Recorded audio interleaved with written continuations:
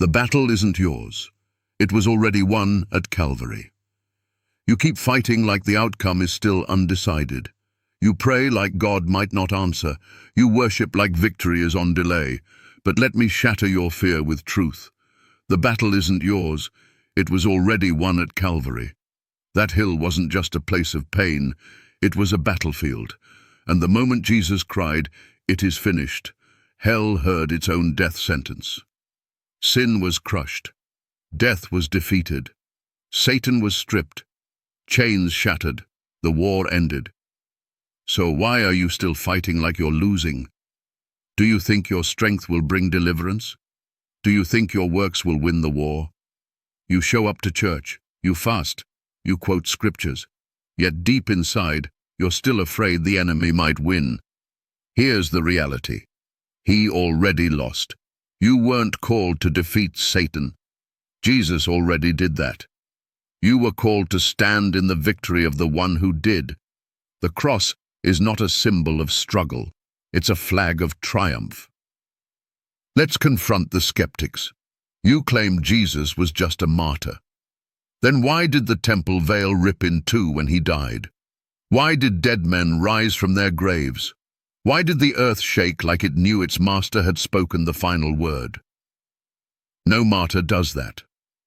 Imams, priests, pastors who preach powerlessness, listen carefully. If your gospel leaves people in chains, then you've preached your version, not his. The true gospel declares war is over. The Lamb has triumphed. The Lion has roared. The serpent's head is crushed. What more are you waiting for? Some of you pray as if Jesus is still in the tomb. You preach as if he's still on trial. You fast as if he's still bleeding. No, that blood was spilled once for all. The verdict was rendered in crimson, and heaven's gavel hit the earth. Not guilty, paid in full, victory sealed. Why do you keep battling what's already beneath your feet? Satan knows he's defeated. His only hope is that you don't know it. So he feeds you fear, religion, doubt, tradition. He keeps you working for a victory you already inherited. That's not faith, that's spiritual amnesia. Look back at Calvary. What do you see?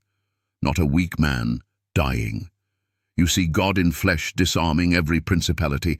You see a Savior absorbing wrath, crushing sin, and opening the gates of life with nails in his hands. That wasn't surrender. That was conquest. So why are you still fighting for what was already won? You weren't called to swing the sword. Jesus did that. You were called to carry the banner. And the banner says, victory in the blood, triumph in the name, rest in the finished work. To the skeptic watching this, answer this.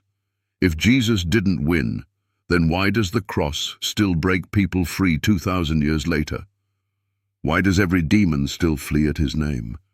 Why does every grave one day have to give up its dead when he calls? You can deny him, mock him, preach against him. But you'll never erase the fact that Calvary wasn't a loss. It was the final blow. So put down your fear. Stop fighting like an orphan. You're not begging for mercy. You're walking in inheritance. Because the battle was never yours. It was his, and he won it. At Calvary. Prove me wrong.